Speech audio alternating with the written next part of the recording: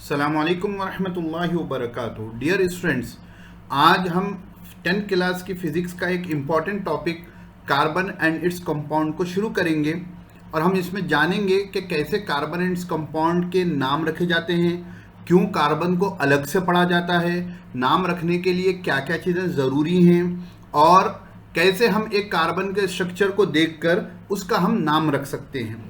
इसके बेसिक्स आज के वीडियो में इंशाल्लाह हम देखेंगे। वीडियो पूरा मुकम्मल सुने, आपको ये कॉन्सेप्ट जहन में रहेगा। आप कौन सा भी क्वेश्चन इसके रिलेटेड आने पर आप अटेंड कर सकते हैं इंशाल्लाह। तो चलिए बिस्मिल्लाह करते हैं बगैर किसी ताखीर के। कार्बन का एटॉमिक नंबर 6 है, इलेक्ट्रॉनिक कॉन्फ़िगरेशन है 1s2 2s2 2p0। ये 2p0 मैंने अमदन लिखा है, होना बोलकर लिखा है आगे, हालांकि हमको इसके लिखने की ज़रूरत नहीं थी, लेकिन आउटरमोस्ट शेल में जो है s होता है और p होता है। इसके s में तो 2 इलेक्ट्रॉन्स होते हैं, p में एक भी इलेक्ट्रॉन नहीं होता है। आगे आपको मालूम होगा कि हमने इसको क्यों लिखा है। मास नंबर जो कार्बन का होता है वो 12 होता है। तो अब आगे आपके जहन में क्वेश्चन आ रहा होगा कि why carbon is studied separately. इतने बहुत से जो है एटम्स है, उसमें से कार्बन को हम अलग से क्यों पढ़ रहे हैं।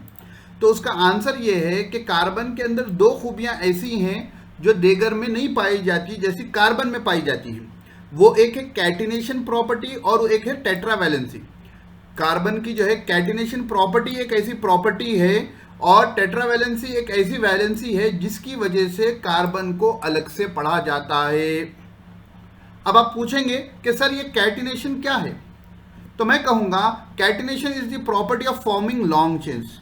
कार्बन के अंदर ऐसी प्रॉपर्टी है कि आप कार्बन के जो है लॉन्ग चेन्स, जितने चाहे लंबे जो है आप चेन्स बना सकते हैं। ये कार्बन की प्रॉपर्टी है, उसको आप कहते हैं catenation. Catenation is the property of forming long chains. Since carbon is small in size, it holds bonds very strongly, therefore bonds are strong and stable. तो कैटिनेशन तो क्या है कि formation of long chains, long chain carbon बना लेता है। फिर दूसरी बात, कार्बन का एटॉमिक नंबर 6 है, यानी ये बिल्कुल छोटा है। छोटा होने की वजह से जो है ये इसके अंदर जो बॉन्डिंग होती है, प्रोटॉन और इलेक्ट्रॉन का जो है अट्रैक्शन होकर जो बॉन्डिंग होती है वो बड़ी स्ट्रांग होती है और जो बॉन्ड फॉर्म होता है, जो कंपाउंड फॉर्म होता है, जो मॉलिक्यूल फॉर्म होता है वो स्टेबल होता है। अब ये आपके जहन में होगा टेट्रावैलेंसी। टेट्रावल तो आपने वर्ड सुना होगा, टेट्रा 4 को कहते हैं। कार्बन का क्योंकि एटॉमिक नंबर 6 है और इलेक्ट्रॉनिक कॉन्फ़िगरेशन है 1s2 2s2, तो 2s2, तो इसके पास जो है 4 बॉन्ड बनाने की क्षमता होती है, 4 बॉन्ड बनाने की जो है इसके अंदर सलाहियत होती है, इसलिए इसको टेट्रावैलेंसी कहते हैं। अब आप बोलेंगे कि 2p6 होता है ना सर, 2p 4 बॉन्ड्स क्यों ला रहे हैं, तो इसका जवाब भी आपको आगे आएगा, थोड़ा सब्र कर लें। Why carbon forms covalent bonds.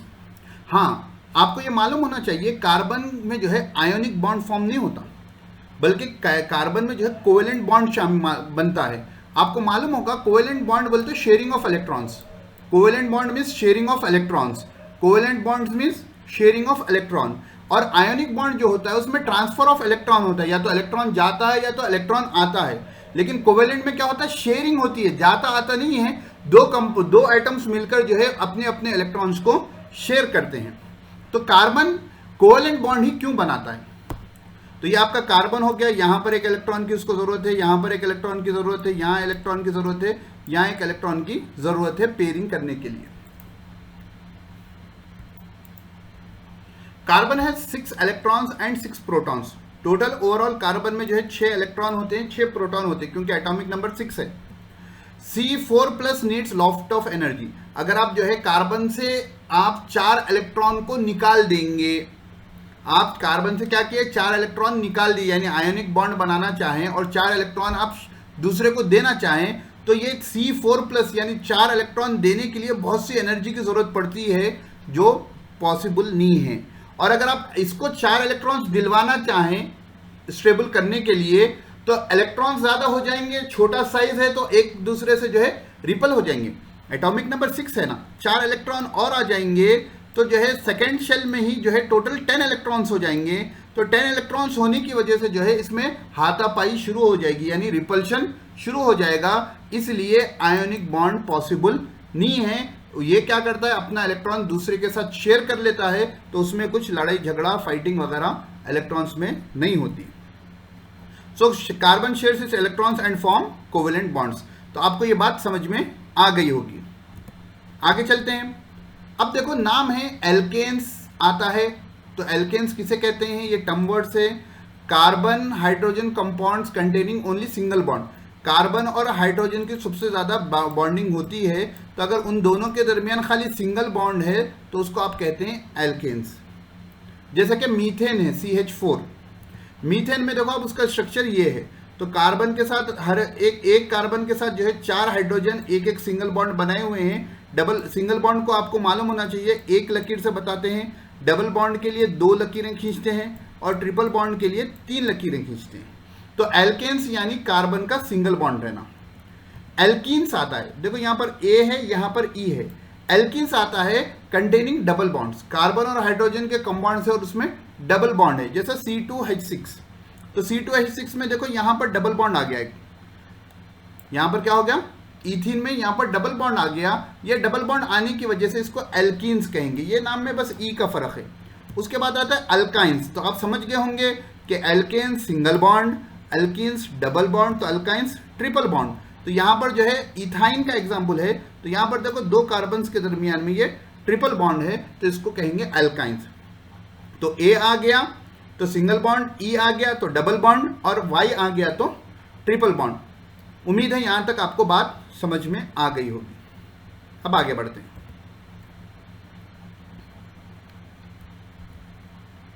देखो भाई, अब ये सबसे इंपॉर्टेंट है, जब आप नाम रखाई करेंगे कार्बन के कंपाउंड की, तो नाम रखाई करने में, नेमिंग करने में एक चीज होती है कि कितने कार्बन एटम्स हैं। जैसा अभी पीछे के एग्जाम्पल में हम अगर जाएंगे, तो यहाँ देखो इसका नाम मीथेन है, यहाँ पर 1 कार्बन था तो नाम मीथेन दिए, यहाँ 2 कार्बन थे तो नाम इथीन दिए, यहाँ पर भी 2 कार्बन है तो नाम इथाइन दिए। तो ये प्रीफिक्स जो है, कितने कार्बन होंगे तो क्या प्रीफिक्स लगाएंगे, ये हम जानेंगे यहाँ पर टेबल पर। तो अगर आपका 1 कार्बन है तो उसका नाम होगा मिथ, शुरुआत में, यानी प्रीफिक्स कहते हैं शुरू में जो अटैच करते हैं। 2 होंगे तो इथ, 3 होंगे तो प्रोप, और 4 होंगे तो ब्यूट या ब्यूट बट, 5 होंगे तो पेंट, 6 होंगे तो हेक्स, 7 होंगे तो हेप्ट, 8 होंगे तो अप, 9 होंगे तो नॉन, और 10 होंगे तो डेक। तो इसे मीथेन हो जाएगा, इथेन हो जाएगा, प्रोपेन हो जाएगा, ब्यूटेन होगा, पेंटेन होगा, हेक्सेन होगा, हेप्टेन होगा, ऑक्टेन होगा, नॉनेन होगा, डेकेन होगा।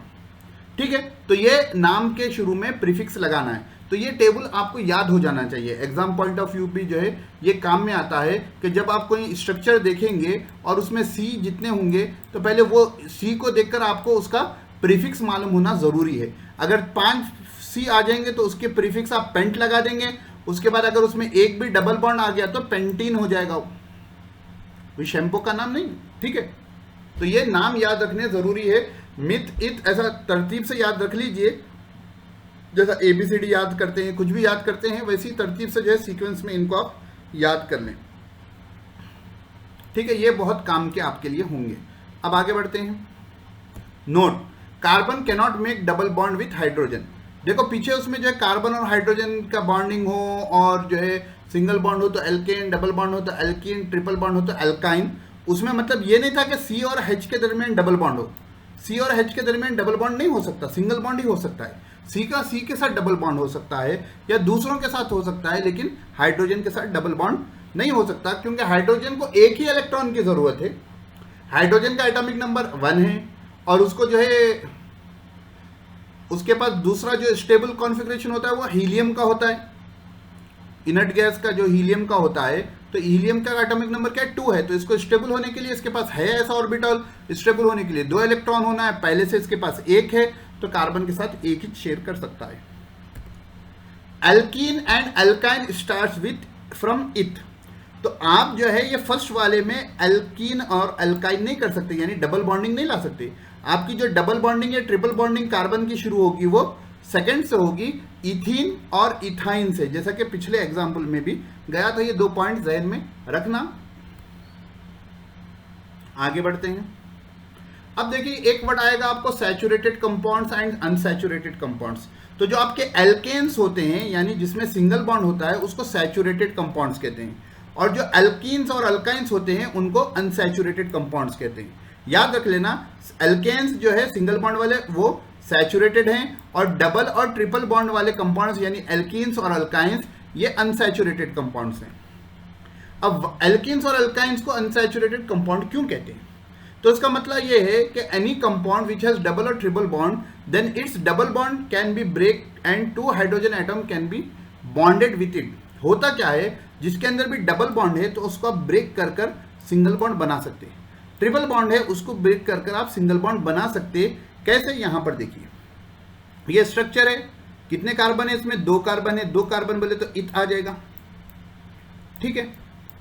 यहां पर डबल बॉन्ड एक आ गया तो ये हो जाएगा इथीन, ठीक है। अब मैं क्या कर रहा हूं, इसके ये डबल बॉन्ड को तोड़ रहा हूं। डबल बॉन्ड को तोड़ने पर क्या होगा, ये कार्बन के साथ जो है ये कार्बन में 2 इलेक्ट्रॉन है। अब मैं क्या करूंगा, जब डबल बॉन्ड को तोड़ूंगा तो जब मैं डबल बॉन्ड को यहाँ के डबल बॉन्ड को ब्रेक करूंगा तो ये सी को एक हाइड्रोजन दे दूंगा, ये सी को एक हाइड्रोजन दे दूंगा, तो अब ये आपका हो जाएगा इथेन। ये आपका क्या हो जाएगा? इथेन। बात समझ में आई? तो जब आप डबल बॉन्ड को तोड़ेंगे तो ये कार्बन को एक हाइड्रोजन दे देना, ये कार्बन को एक हाइड्रोजन दे देना। देखो भाई, टेट्रावैलेंसी हमेशा जहन में रहना चाहिए। अगर यहां पर डबल बॉन्ड हुआ, यहां पर डबल बॉन्ड हुआ तो 2 इलेक्ट्रॉन्स यहां शेयर हो गए, इसके 2 इलेक्ट्रॉन्स शेयर हो गए। अब इसको और 2 होना है तो यहां एक बॉन्ड बना लेगा, यहां एक बॉन्ड बना लेगा। इसको भी 2 होना है, यहां एक बॉन्ड बना लेगा, यहां एक बॉन्ड बना लेगा। जब आप इसको तोड़ेंगे तो तोड़ने के बाद क्या हो गया? सिंगल बॉन्ड हो गया। पहले से ये एक था, ये एक था, ये एक था, ये एक था। ये सी पर हाथ रखें तो 1 2 3 बने। अब और एक चौथा होना है ना टेट्रावैलेंसी कंप्लीट करने के लिए, तो यहां लग जाएगा। ये सी को देखिए 1 2 3, तो टेट्रावैलेंसी कंप्लीट करना है तो एक यहां हाइड्रोजन लग जाएगा। तो इसलिए एल्केन को सैचुरेटेड कहते हैं और अल्कीन और अल्काइंस को अनसैचुरेटेड कहते हैं। उम्मीद है बात आपको समझ में आ गई होगी। आगे बढ़ते हैं। देखो एल्केन्स जो है, अब बात समझो, मेरे को जो है बहुत से सी आ गए, मेरे को जो है बहुत से सी आ गए, तो मैं वो एल्केन्स हैं या एल्कीन्स है कैसा पहचानूंगा? अब बात समझो, मुझे जो है एल्केन्स का कुछ बनाना है, यानी कार्बन आपको जो है क्वेश्चन में दे दिया, आपको कार्बन जो है 17। अब इससे जो है आपको कितने हाइड्रोजन बनाएंगे तो आपका एल्केन बनेगा। तो अब आप तो हो जाएंगे परेशान, आप हो जाएंगे परेशान। तो परेशान नहीं होना है, उसके लिए हमारे पास ये फॉर्मूला है। तो कार्बन अगर आपके पास 17 है यानी N17 है, तो हाइड्रोजन जो है 2N+2 होंगे, यानी 2 × 17 + 2 कितने होगा? 2 17 34 हो गया, +2 कर दो 36 हो जाएगा। तो यहां पर आपके हाइड्रोजन जो है 36 हो जाएंगे। तो ये फॉर्मूले जहन में रख लें, काम में आने वाली चीज है। मैं पहले ये थोड़ा इरेज कर देता हूं। तो एल्केन्स बनाना है तो उसका फॉर्मूला है CnH2n+2। एल्कीन्स बनाना है तो उसका फॉर्मूला है CnH2n, यानी ये जो +2 था उसको काट देंगे। और अल्काइंस बनाना है तो इसमें से 2 निकाल देंगे। तो सीधे से याद रख लें, खामोशी से आसान तरीका आप याद रख लें, एल्केन्स का फॉर्मूला याद रख लें, -2 करेंगे तो एल्कीन्स बन जाएगा, और उसमें से -2 करेंगे तो एल्काइंस बन जाएगा। यानी क्या होता है कि इसमें जो है 4 हाइड्रोजन, अगर C को 1 लें तो उसमें जो होते हैं 4 हाइड्रोजन होते हैं, 1 2 3 4, ठीक है। तो 2N+2 बोलते 2 1 2, 2 + 2 4 हो गए, ठीक है। जब कार्बन 2 हो जाएंगे, जब कार्बन 2 हो जाएंगे तो एक तो इधर आ गया, इधर आपको 3 होने हैं, इधर आपको 3 होने हैं। तो उसके लिए फॉर्मूला हो गया 2 2 2 4, 4 + 2 6। तो ये फॉर्मूला हो जाएगा। जब अगर मैं यहाँ डबल बॉन्ड कर दूंगा तो ये हाइड्रोजन चले जाएगा, ये हाइड्रोजन चले जाएगा, यानी ये 2N+2 का ये 2 चला जाएगा। और जब मुझे ट्रिपल बॉन्ड कर दूंगा तो यहां से ये एक और एक चले जाएगा, ये एक चले जाएगा, तो -2 हो जाएंगे। तो ये फॉर्मूला आप जहन में रख लें, बाकी के -2 कर कर बाकी के 2 फॉर्मूले आप बना सकते हैं। जैसे C1H4 हो गया, C2H6 हो गया, C3H8 हो गया, आप सब्स्टिट्यूट करके देख लेना। C1H2 नहीं बन सकता क्योंकि पिछले वीडियो में, पिछले स्लाइड में मैंने आपको बताया है कि एल्कीन्स और अल्काइंस जो है वो कहां से शुरू होते हैं? इथ से, यानी जब when C is equal to 2। तो यहां पर भी C1H0 नहीं हो सकता, ये दोनों चीजें इम्पॉसिबल हैं, क्योंकि एल्कीन्स और अल्काइंस शुरू होते हैं थर्ड नंबर से, सेकेंड नंबर से।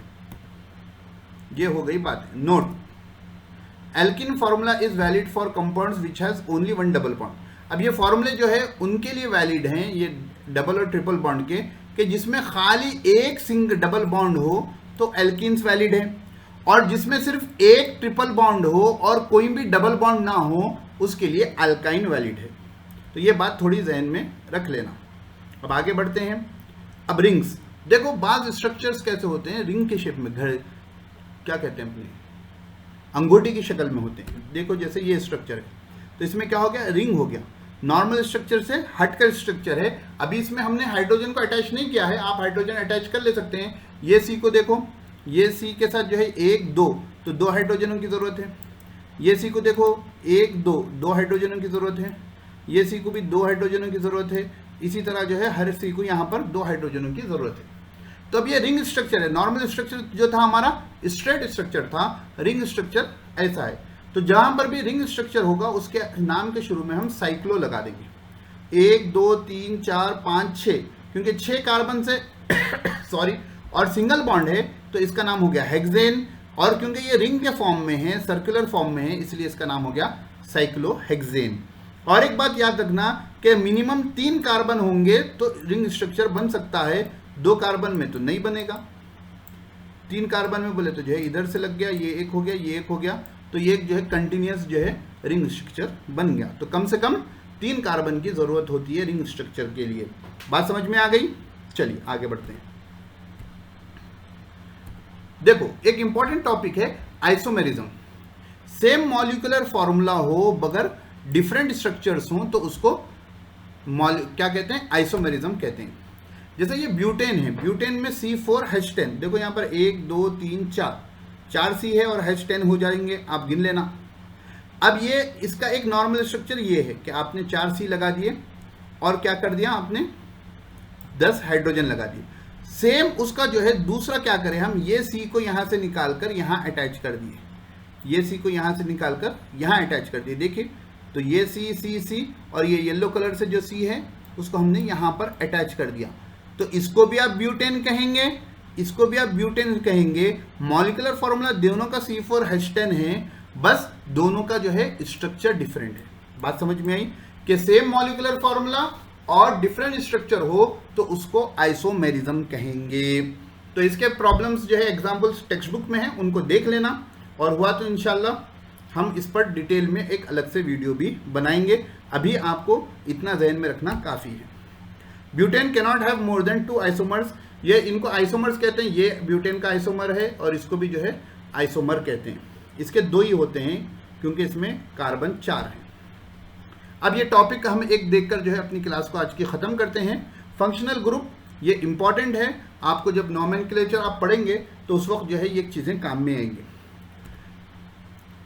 क्लोरीन अगर आपके कार्बन के कंपाउंड में अटैच हो, ब्रोमीन अटैच हो, आयोडीन अटैच हो और फ्लोरीन अटैच हो, इनको कहते हैं हैलोजेंस। अगर ये अटैच हो, क्लोरीन अटैच हो तो उसके नाम के शुरू में क्लोरो आ जाएगा, ब्रोमीन अटैच हो तो उसके नाम के शुरू में ब्रोमो आ जाएगा, और इसी तरह आयोडीन अटैच है तो आयोडो आ जाएगा, और इसी तरह फ्लोरीन अटैच है तो फ्लोरो आ जाएगा। जो भी कार्बन का कंपाउंड है अगर उसके शुरू में इन फंक्शनल ग्रुप में से, यानी कंपाउंड में कहीं पर भी इन फंक्शनल ग्रुप में से कोई अटैच होगा तो आप ये प्रीफिक्स लगा देंगे, क्लोरोब्रोमीन, सॉरी क्लोरोहेक्सेन, ऐसा कुछ भी। Cl लग जाए तो क्लोरो आ जाएगा, Br आ जाए तो ब्रोमो आ जाएगा, I आ जाए तो आयोडो आ जाएगा, और F आ जाए तो फ्लोरो आ जाएगा। ये वो फंक्शनल ग्रुप हो गए जो प्रीफिक्स के तौर पर इस्तेमाल होते हैं। उसके अलावा ये फंक्शनल ग्रुप्स हैं तो ये आ जाए तो आपको सफिक्स लगाएंगे। सफिक्स यानी नाम के आखिर में लगाना। तो OH अगर आ जाए तो उसके आखिरी में जो होगा ऑल आ जाएगा, OL ऑल, जैसा इथेनॉल है, मिथेनॉल है। उसी तरह जो है CHO अगर आ गया तो उसके आखिर में जो है AL आ जाएगा, सफिक्स क्या आ जाएगा, AL आ जाएगा। और C डबल बॉन्ड O अगर आ जाए तो आखिर में जो है 1 आ जाएगा, ओन 1 ऐसा आ जाएगा। और C डबल OH अगर आ जाए तो आखिर में क्या आ जाएगा, ऑइक एसिड आ जाएगा। ठीक है ना। तो ये चीज़ों को आप थोड़ा जहन में रख लें और जहन में रखकर जो है अच्छे से इनको प्रैक्टिस कर लें, खुद दो खुद सुन लें। वो जो चीज़ें याद करने के लिए कहा हूँ, जैसे ये फंक्शनल ग्रुप्स के नाम हैं, और इसी तरह जो है कार्बन जो है नंबर ऑफ कार्बन्स के साथ जो प्रीफिक्स आएगा मीथेन ईथेन, वो दो चीज़ों को खुसूसन याद कर लें और इम्पॉर्टेंट क्वेश्चंस जो आपके पास हैं उनको थोड़ा इसके प्रैक्टिस कर लें, तो इंशाल्लाह आपको ये चैप्टर आसान हो जाएगा। ठीक है, फिर मिलेंगे इंशाल्लाह अगले वीडियो में। अस्सलाम वालेकुम वरहमतुल्लाहि वबरकातुहू।